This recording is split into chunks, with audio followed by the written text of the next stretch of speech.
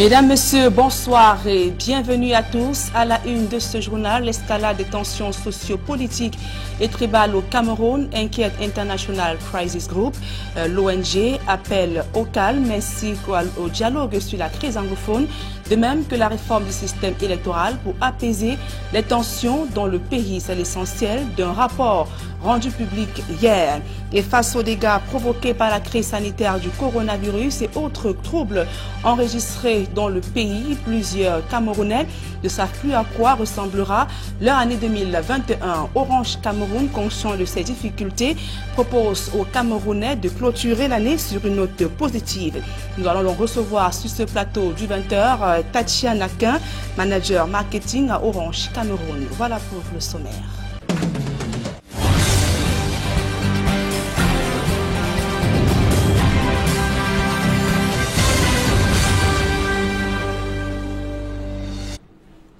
Mesdames, Messieurs, une fois encore, bonsoir et merci d'honorer ce rendez-vous de l'information sur Equinox Télévision. Au regard de l'enlisement des tensions socio-politiques et tribales au Cameroun, International Crisis Group appelle à un apaisement des tensions ethno-politiques au Cameroun. L'ONG propose notamment la réforme du système électoral, un dialogue sur la crise anglophone, de même que la libération des prisonniers politiques pour faire taire les tensions. C'est l'essentiel d'un rapport rendu public hier. La synthèse de ce document dans ce reportage de Xavier Foucault et Eric Watat.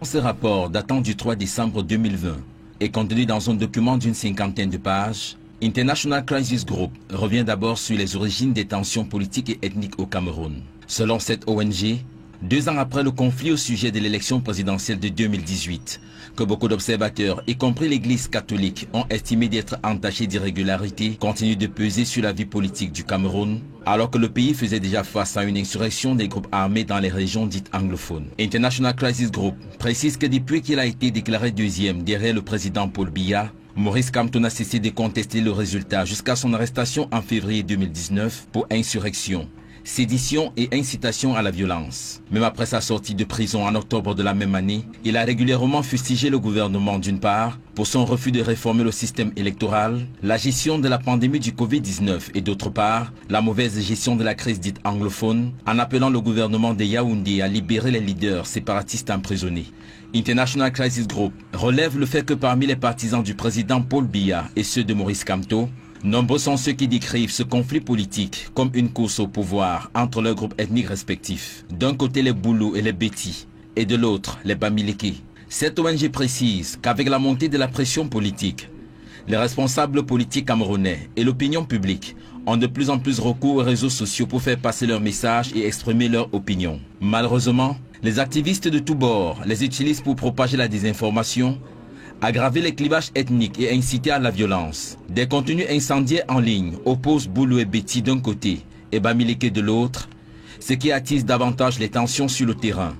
La preuve, des vidéos postées sur Internet montrant des manifestations anti-Biya dans plusieurs pays d'Europe ont incité les députés du Sud à accuser de tribalisme les ressortissants de la région de l'Ouest Cameroun. Selon ce rapport, de hauts responsables camerounais ont exprimé leurs préoccupations face aux publications au vitriol postées sur les réseaux sociaux, mais n'ont pas fait grand-chose pour y mettre un terme.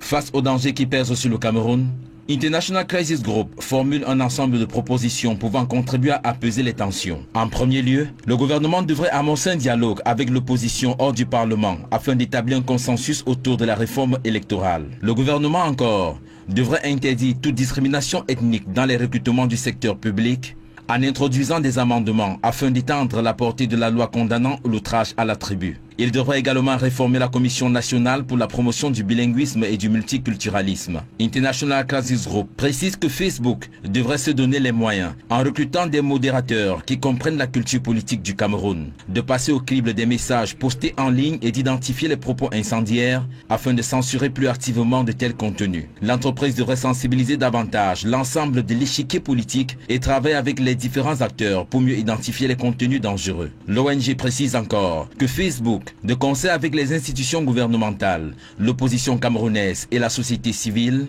devrait redoubler d'efforts pour garantir qu'elle a vérifié leurs pages. En promouvant des pages vérifiées, l'entreprise aidera ainsi les utilisateurs à faire la différence entre les sources d'informations authentiques et celle des désinformations. International Crisis Group pense qu'en agissant dès maintenant pour renouer le dialogue avec ses opposants et en coopérant avec Facebook pour endiguer des propos haineux, le gouvernement pourrait contribuer à éviter le risque d'une réelle explosion. Et après un long silence depuis le déclenchement de la crise anglophone, des femmes parlementaires sont à la recherche des solutions aux crises qui secouent le Cameroun. Elles veulent notamment s'approprier de la résolution 1325 du Conseil de sécurité des Nations Unies qui déconseille l'utilisation de la force dans la prévention des conflits. D'autres précisions dans ce reportage de Aïe Cyril. On ne les avait pas entendues jusque-là. Les femmes parlementaires brisent le silence et s'engagent dans la recherche des solutions aux conflits qui sévissent au Cameroun. Les femmes parlementaires ont un double rôle, même un triple rôle. Nous sommes d'abord des femmes et dans le cadre des conflits qui existent dans notre pays, vous savez que les femmes et les jeunes filles sont les premières victimes de ces conflits. Donc nous sommes des femmes, nous sommes des mères. Et la mère est au centre de tous ces drames. Dans leur quête des solutions aux crises qui secouent le Cameroun, les femmes parlementaires disposent d'un instrument. La résolution 1325 du Conseil de sécurité des Nations Unies encourage la contribution des femmes et déconseille l'utilisation de la force dans la prévention des conflits. Nous allons commencer par nous initier à la résolution 1325 qui est la résolution du Conseil de sécurité des Nations Unies qui fait en sorte que la femme soit impliquée dans la résolution des conflits, non pas par les moyens armés, non pas par la force, mais par une approche non violente. Mais pour bien comprendre et s'approprier les objectifs de la résolution 1325 du Conseil de sécurité des Nations Unies, les femmes parlementaires s'attachent les services de Women International League for Peace and Freedom. La section Cameroun de WILF organise un atelier à leur intention à Yaoundé. Il était important pour elles, en tant qu'élues du peuple, de comprendre véritablement quel rôle qu'elles peuvent jouer, d'abord en tant que femmes, mais aussi en tant qu'élues du peuple, dans la prévention des conflits et la consolidation de la paix au Cameroun. L'atelier de Yaoundé vise à identifier des éléments qui permettront aux femmes élues du peuple de comprendre leur rôle dans la prévention des conflits et d'élaborer une feuille de route avec des actions concertées en faveur de la paix pour l'année 2021. Fait-on savoir. Et dans les couloirs de la justice à présent, les avocats maintiennent la pression malgré la libération de leurs confrères incarcérés. Le barreau du Cameroun exige toujours l'identification des auteurs des violences contre les avocats ainsi que des sanctions à leur endroit. De plus, le Conseil de l'ordre maintient également le boycott des audiences criminelles et même électorales. D'autres précisions dans ce reportage de Guizot. Ils ne lâchent rien. Décidément, les avocats restent d'attaque après leur décision de raccrocher leur robe jusqu'au 4 décembre et de boycotter les audiences criminelles et électorales du 7 au 11 décembre. C'est bien la quintessence du communiqué final qui vient de sanctionner la réunion du Conseil de l'ordre des avocats ce 2 décembre. Cette décision se justifie selon le Conseil de l'ordre par le fait que bien que les 4 avocats brièvement incarcérés à Douala récemment ont été relaxés, aucune sanction n'a été prise contre les auteurs des violences à leur endroit parmi les forces de l'ordre. À l'évidence donc, pour le barreau, il n'est pas question de lever le mot d'ordre de grève qui va courir jusqu'au 11 décembre. La même fermeté est également observée au sujet des avocats qui ont pris le contre-pied du barreau dans une correspondance publique. Il est annoncé le déclenchement des procédures disciplinaires à leur encontre. Dans une posture d'ouverture, le barreau souligne par ailleurs qu'il demandera la réactivation du groupe de travail Minjustice Barreau du Cameroun qui est manifestement en berne. Le barreau se préoccupe aussi de l'organisation des obsèques du bâtonnier Charles Tchakouté Patié qui ont été reportées sine die. Il est question d'y associer toutes les compétences pour leur réussite. Évoquons à présent ce bras de fer entre le maire de Fumban, Patricia Tomano Ndamjoya, et le sultan roi des Bamoun. Au centre de la discorde, les travaux de réfection de la porte d'entrée ravagée par les flammes il y a quelques jours. Le maire UDC estime que le monument relève du patrimoine de la municipalité et demande donc au sultanat d'obtenir la procédure d'autorisation dont sur le site de violents affrontements ont éclaté entre les deux parties. Mama Soufone et Eric Fopoussi.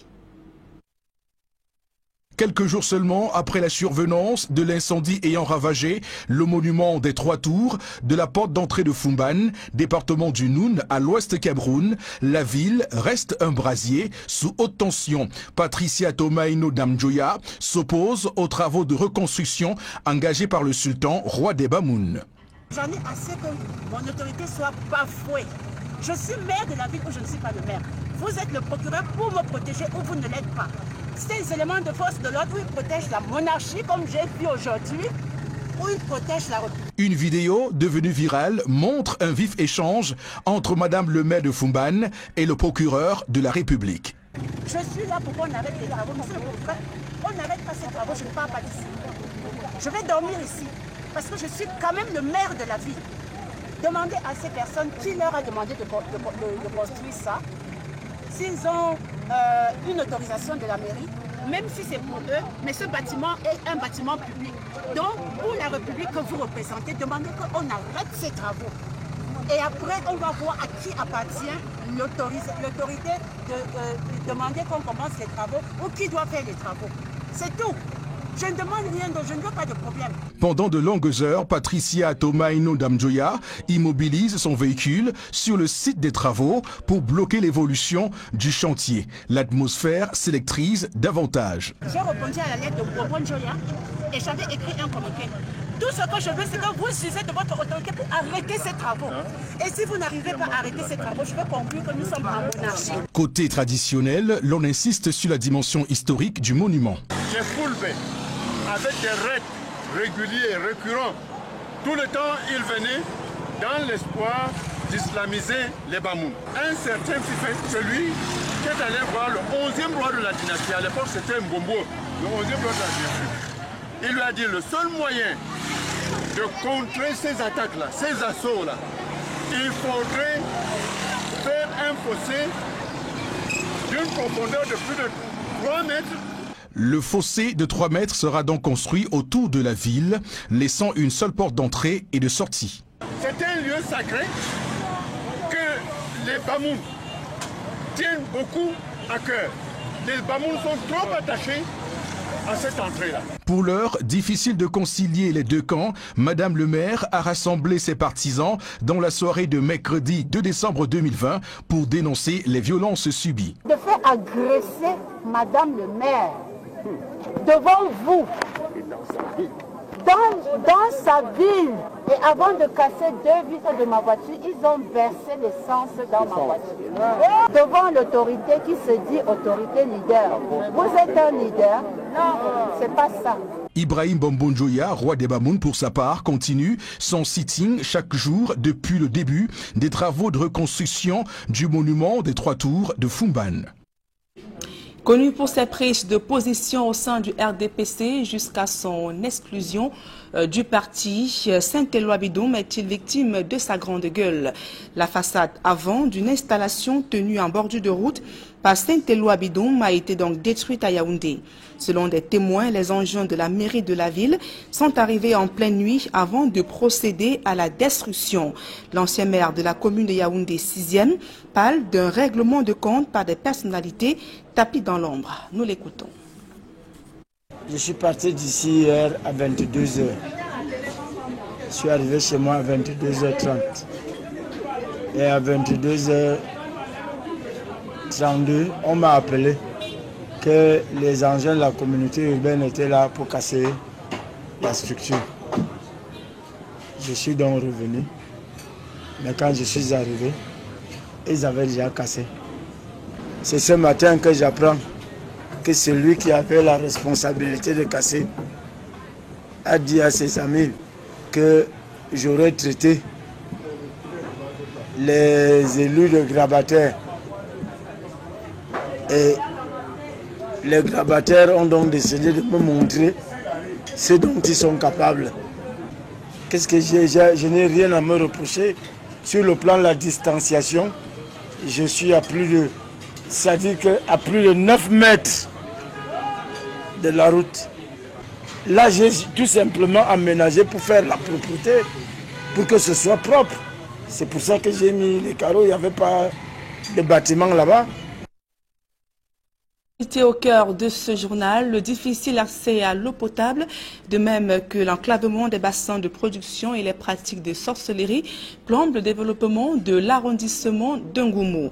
Des comités de vigilance et de développement ont été mis sur pied avec pour mission d'œuvrer à la veille sécuritaire et de même améliorer les conditions de vie des populations. Rodrigue Ngassi, Marcelin Gansop.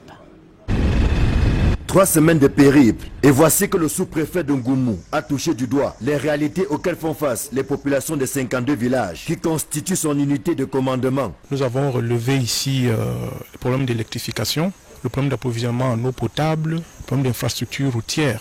Il y a également le problème de sorcellerie qui sont revenus en surface. Il me semble que nous avons pris la pleine mesure. L'autorité traditionnelle résume ainsi les difficultés qui sont communes à tous les 52 villages de l'arrondissement. Certaines sont évidemment plus préoccupantes que d'autres et leur ampleur varie d'un village à un autre. Il s'agit notamment de la culture et de la consommation des stupéfiants, ce que nous appelons chanvre indien. Il s'agit également de la sorcellerie dans certains villages où nous avons été marqués, où le chef a coulé les larmes devant ces populations pour exprimer les difficultés qu'il vit avec ces populations. Nous avons constaté également la sous-scolarisation malgré tous les efforts que l'État déploie. Ngoumou veut sortir du sous-développement. Cela nécessite l'engagement de tous, raison pour laquelle dans chacun des villages, des comités de développement et de vigilance ont été créés et installés. Nous leur avons rappelé que les comités de vigilance ne doivent pas se substituer aux forces de maintien de l'ordre.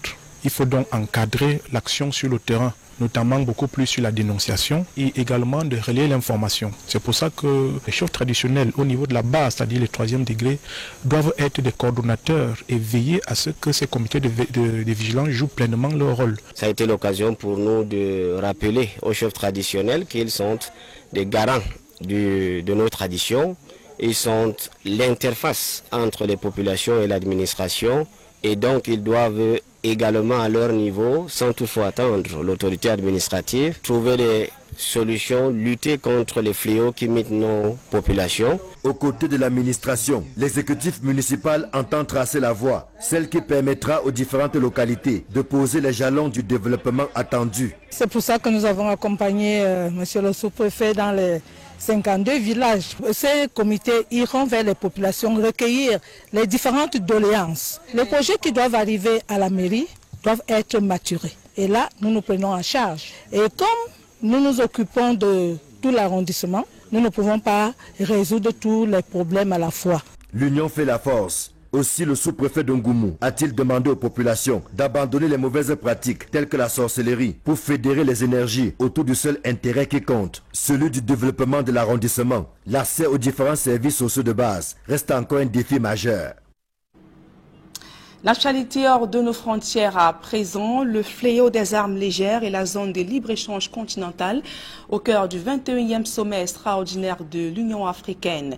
Les travaux s'ouvrent demain et c'est par visioconférence que les chefs d'État vont échanger sur ces différentes thématiques. Le président Paul Biya sera donc représenté par le ministre le jeune Bella Bella des Relations extérieures. D'autres précisions avec Gladys Sidi. C'est un sommet pour faire taire les armes en Afrique. Avec la présence des groupes armés au nord-ouest et au sud-ouest du Cameroun, Boko Haram à l'extrême nord et dans une partie du Nigeria, des groupes armés dans le Sahel, le bassin du lac Tchad et une partie de la Corne de l'Afrique. Les chefs d'État ont 2 jours pour faire le point sur cette question qui préoccupe énormément le continent, fragilisé par la prolifération du terrorisme, l'extrémisme violent, la radicalisation, le séparatisme et les flux d'armes illicites. D'où le thème de ce 14e sommet extraordinaire de l'Union africaine, faire taire les armes, créer des conditions propices au développement de l'Afrique. Les dirigeants africains devront donc réfléchir sur les moyens à même de mettre fin au conflit et se pencher sur les causes profondes des crises qui secouent certains pays africains. Tous s'accordent à dire que la stabilité économique de l'Afrique passe par l'éradication des milices séparatistes et groupes armés. Ils appellent par conséquent au respect de la légalité internationale, du bon voisinage et la non-ingérence, tout en insistant sur l'interdépendance entre paix, sécurité et développement pour une paix durable en Afrique. Les enjeux de ce sommet extraordinaire de l'Union africaine sont donc connus. Il ne reste plus qu'à attendre les résolutions au terme des concertations. 2020, année de tous les maux, ils sont nombreux ces Camerounais qui ont traversé des moments extrêmement difficiles aggravés par la pandémie de coronavirus. Plusieurs personnes ont perdu leurs proches ou encore un emploi, en plus de la difficile équation du confinement. Bref, des parents également ont eu du mal à subvenir aux besoins de leur progéniture. Et comment des Camerounais ont-ils vécu, du moins vivent ces derniers jours de l'année 2020? Nos reporters ont recueilli quelques réactions dans les rues de la capitale économique Douala. Vous écouterez également ces populations qui dressent les attentes pour l'année 2021. Nous les écoutons. Nous sommes en période de fête, c'est comme si nous étions au mois de septembre où tout le monde est triste par rapport à la rentrée. Alors qu'en décembre, tout le monde doit avoir un sourire. Mais finalement, c'est plutôt le contraire. On croyait que 2020 devait être vraiment 20 sur 20 de meilleur. Mais 2020, vraiment, c'était 20 sur 20 vraiment depuis. 2020 était tellement de malheur jusqu'à maintenant. C'est le malheur qui continue. Donc on ne sait pas ce qui va arriver en 2021. Il faut beaucoup d'argent en 2021 pour pouvoir surmonter tous les obstacles que nous avons traversés. Tout était dur, le marché n'a pas donné, rien. L'argent pour améliorer ma situation de vie. De m'offrir une autre moto, autre que celle que j'ai là. J'aimerais bien avoir des vêtements tout neufs. Et du style responsable en fait. Je lui demanderais de m'offrir simplement une Bible, hein, avec le langage dans la Bible, voilà, qui prône déjà un peu l'amour, la paix, la fraternité. Je pense qu'avec ça c'est plus meilleur en fait. J'allais dire une fleur, mais bon, comme on est en Afrique, l'argent pourquoi pas, voilà. Je suis un chef. Non, si on peut me donner notre épouse, ah oui, j'ai d'abord une, non? Il faut une deuxième, une troisième, possible. Je vais seulement demander à mon épouse de m'accorder encore plus d'amour, plus d'attention. Pas plus d'affection, sa présence, qu'elle me donne aussi beaucoup d'enfants. Comme je suis un piéton, si jamais j'ai un vélo, je crois que je pourrais me déplacer beaucoup plus facilement. Un voyage hors de ce pays, je vais m'éclater, aller quelque part. Pourquoi pas dans les îles Caïmans. Le bonheur pour 2020 pour moi, c'est mes enfants. Si on peut assurer leur scolarité, c'est ce qui est important pour moi. Un toit définitif pour moi et mes enfants. Je suis dehors pour chercher l'argent et je n'en trouve même pas. Donc si quelqu'un veut m'aider là maintenant, il n'a qu'à me sortir un carton d'argent, me donne là, ça va beaucoup me servir. Certainement fait également partie de ces personnes qui ont vécu des moments difficiles durant l'année 2020. Mais sachez que tout n'est pas perdu. Il y a encore de l'espoir et Orange Cameroun, géant de la téléphonie mobile, vous propose donc de clôturer en beauté l'année 2020. Et pour en parler, donc, nous recevons sur ce plateau Tatiana Kempé. Bonsoir. Bonsoir Madame Yambou. Merci de me recevoir sur le plateau. J'en profite pour saluer tous vos téléspectateurs. D'accord, et je rappelle que vous êtes manager marketing à Orange Cameroun. C'est exact. Alors, vous avez suivi il y a quelques instants ces plaintes des Camerounais donc, qui ont vécu une année difficile marquée par la pandémie de coronavirus et bien d'autres difficultés. Et ces Camerounais qui émettent également des attentes pour l'année 2021. Quels commentaires ? Alors, ces propos résument assez bien l'année que nous avons vécue, une année difficile avec la pandémie du Covid-19. Donc, comme vous l'avez dit, nous avons des Camerounais qui ont perdu des proches, perdu leur emploi. Pour certains, ils ont été malades et nous avons tous connu le confinement. Je tiens à rappeler en fait que durant cette période, Orange Cameroun a pris ses responsabilités. On a accompagné les pouvoirs publics dans la lutte contre cette pandémie.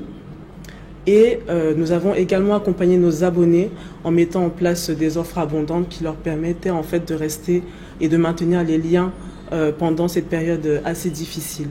Je pense quand même que ce qu'il y a à retenir des témoignages que nous venons de regarder, c'est que les Camerounais ont de l'espoir, ils ont envie de vivre cette fin d'année avec beaucoup de joie, de bonheur, oublier ce qui s'est passé sur les mois précédents et vraiment terminer l'année sur une bonne note. Et comment vous, Orange Cameroun, vous comptez donc exaucer ces vœux des Camerounais en cette fin d'année? Alors c'est simple, Orange Cameroun a déjà dans son ADN l'esprit de partage, de générosité, de reconnaissance en fait vis-à-vis de ses abonnés. Et cette année, on compte encore marquer le coup durant cette période festive et on prévoit en fait d'offrir 120 millions de francs CFA aux Camerounais. Je dis bien 120 millions de francs CFA. Alors c'est simple, c'est 120 millions de francs à se partager. Tout le monde est éligible, il n'y a pas de critères de restriction. Tous les abonnés d'Orange Cameroun peuvent en bénéficier. Alors, ça va être 120 millions de francs CFA sur 60 jours, à raison de 2 millions de francs CFA par jour.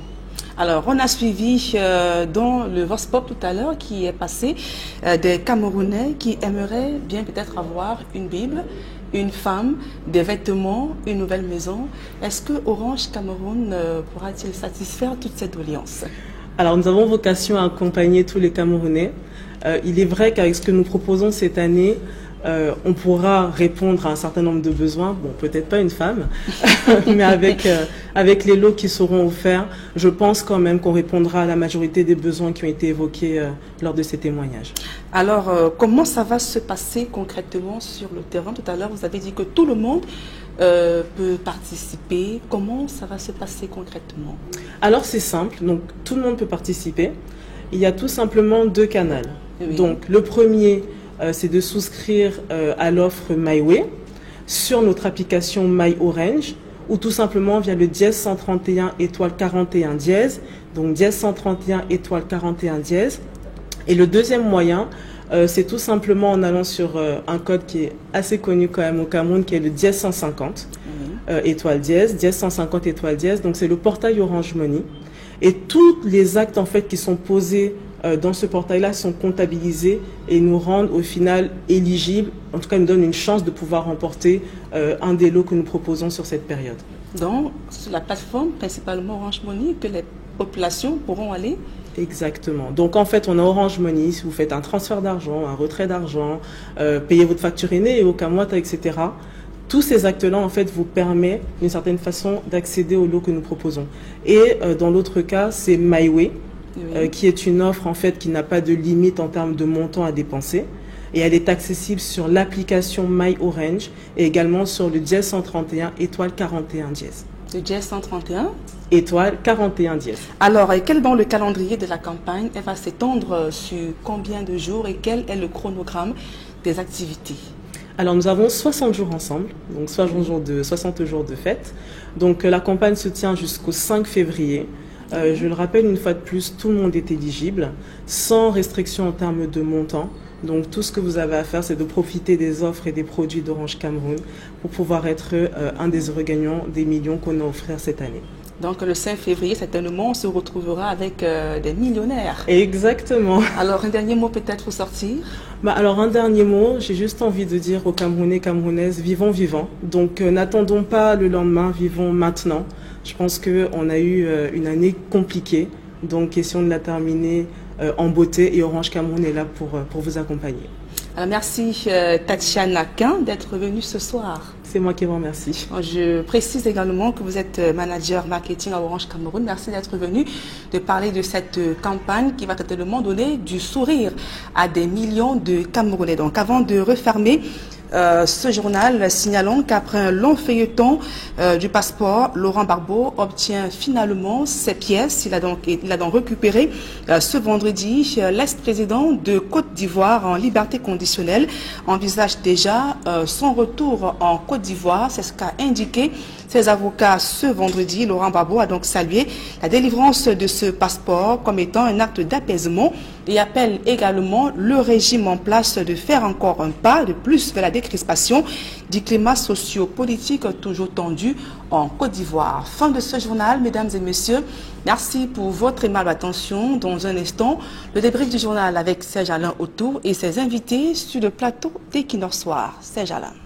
Oui, effectivement, Nadine Yambo, nous on va commencer par où vous êtes sorti, savoir Laurent Gbagbo qui est désormais en possession de son passeport diplomatique. Et comme il dit lui-même, c'est un acte d'apaisement. On ira également faire un tour avec les avocats qui ne décolèrent pas, ils maintiennent la pression et vont continuer à boycotter les audiences criminelles et électorales tant que les auteurs des violences de début novembre ne seront pas identifiés et voire même sanctionnés. Nous pourrons, si le temps nous permet, parler un peu de ce qui arrive à Saint-Éloi-Bidoun du côté de Yaoundé. Voilà, madame, monsieur, c'est donc l'essentiel qui nous soit deuxième partie. Bonne soirée à vous, Nadine Yambou. Bonne soirée à vous, Serge Ala. Bon week-end à vous, Nadine Yambou. Merci, bon week-end à vous également, ainsi qu'à vos invités. Voilà, à très bientôt, Nadine Yambou. Madame, monsieur, dans un instant, la suite, Equinox.